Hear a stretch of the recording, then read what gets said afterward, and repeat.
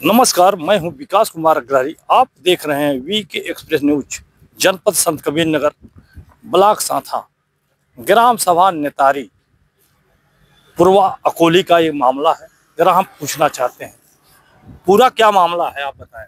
Sir, पूरा मामला यही है कि पुरानी रंजिश की वजह से वो हमेशा दो धमकाते और मारते पीटते थे। हमको पहले भी एक बार ऐसे मारे पीटे थे, तो कह रहे थे कि अब ऐसे हरकत नहीं करेंगे, तो सुलहनामा लिखवाए थे जिसपे गांव के प्रधान उस समय जो प्रधान थे उनका सिग्नेचर वगैरह हुआ था वो भी।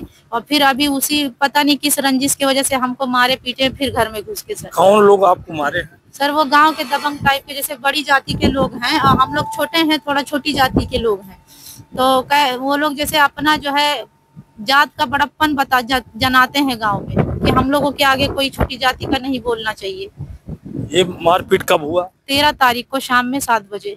इसका सूचना प्रशासन को दी आप? जी, मैं गई थी थाने पे। तो क्या बोले हो? थाने पे यही हुआ कि आश्वासन दिया गया कि जाइए जांच होगी। जांच हुआ? कुछ नहीं, कोई जांच नहीं हुई। तो क्या एसपी साहब को आप सूचना दी इसकी? जी, एसपी साहब को सूचना दी थी। वहाँ पर एसपी साहब उस दिन नहीं थे और छोटे जो उनके जूनियर थे उनके पास एप्लीकेशन गया था, तो उन्होंने थाना बेलहर में फोन लगा के इस बात का पुष्टि किया था कि क्या मामला है। तो वहाँ पर ये हुआ कि ये तो मारपीट का मामला है, तो उसके बाद वो कहे कि जाइए जांच होगा, आप जाइए।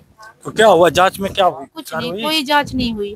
तो माने आप संतुष्ट नहीं है? जी नहीं सर, संतुष्ट नहीं हूँ। मैं अपने बच्चों को लेके मैं कहाँ कहाँ भटकूं सर। मुझे जो मारे पीटे हैं वो लोग गांव में हैं और जो मार खाए हम लोग महिलाएं हैं, हम लोग यहाँ वहाँ भटक रहे हैं। हम लोग को इतना डराया गया है, इतना धमकाया गया है कि हम लोग अपने घर नहीं जा पा रहे हैं सर। आज हम लोग एक हफ्ता से 13 तारीख का मामला है ये, आज 19 तारीख है, एक हफ्ते से ऊपर हो गया सर। हम लोग अपने बच्चों को लेके यहाँ वहाँ भटक रहे हैं। बच्चे एक कपड़े पे घर से गए हैं सर, कपड़ा तक नहीं हम लोग को ले जाने दिए घर से कि बच्चे बदलेंगे क्या, खाना पानी का परेशानी है। कोई ये देखिए दर दर भटक रही हैं, पीड़ित हैं। थाने पे गई, न्याय क्या गुहार लगाई, मगर थाने पर आश्वासन से आश्वासन मिलता रहा। अपर पुलिस अधीक्षक संत कबीर नगर के पास भी न्याय के लिए गई, मगर न्याय का कोई इनको आश्वासन दे करके टरकाबाजी किया गया। जी सर, आप बताएं, पूरा मामला बताएं।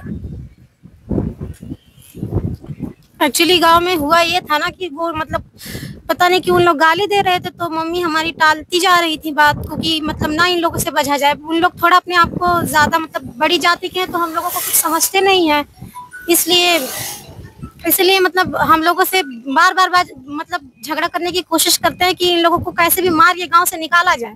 तो मतलब हम लोगों को तो कुछ इतना आइडिया नहीं था, इन लोग जैसे कर रहे थे उस हिसाब से तो मारपीट होने लगा। तो उस घटना स्थल पे जब हम पहुंचे, हमको तो पता नहीं किस तरीके से घटना स्थल पे मारपीट हुआ या वगैरह वगैरह, पर जब मारपीट होने लगा तब उस घटना स्थल पे जब हम पहुंचे हैं तो उन लोग जो विपक्षी पक्ष के लोग थे वो लोग हमको पकड़ लिए। उसके बाद उन लोग हमको ईंट से मारे, हमारे सर में चोट लगी। हम लोग पुलिस प्रशासन से मांगने लगे अपने मतलब कि हम लोगों को सुरक्षा दी जाए, तो उन लोग कह रहे उन लोग कोई कार्रवाई किए नहीं, मेडिकल तक अभी तक नहीं करवाए।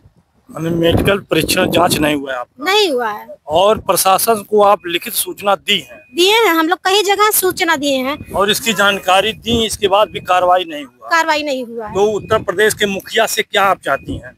हम लोग यही चाहते हैं कि हम लोगों को इस उत्तर प्रदेश में आपके राज्य में सुरक्षित रहने का अधिकार हो, तो आप लोग हम लोगों को सुरक्षित रखने की कृपा करें। हम लोग आपसे यही रिक्वेस्ट करते हैं कि बस हम लोग अपने गांव में खा जी नहीं सकते क्या? महिलाओं को इतना अधिकार नहीं है कि हम लोग खा पी के आजादी से, हम लोगों को इतना अधिकार नहीं कि हम लोग आजादी से जी सकते हैं। हम लोगों को गांव में इस तरह से डरा धमका के रखा गया है कि तुम लोग आओ, तुमको हम लोग मार देंगे, तुम लोग के मुंह पे तेजाब फेंक देंगे। तो माननीय श्री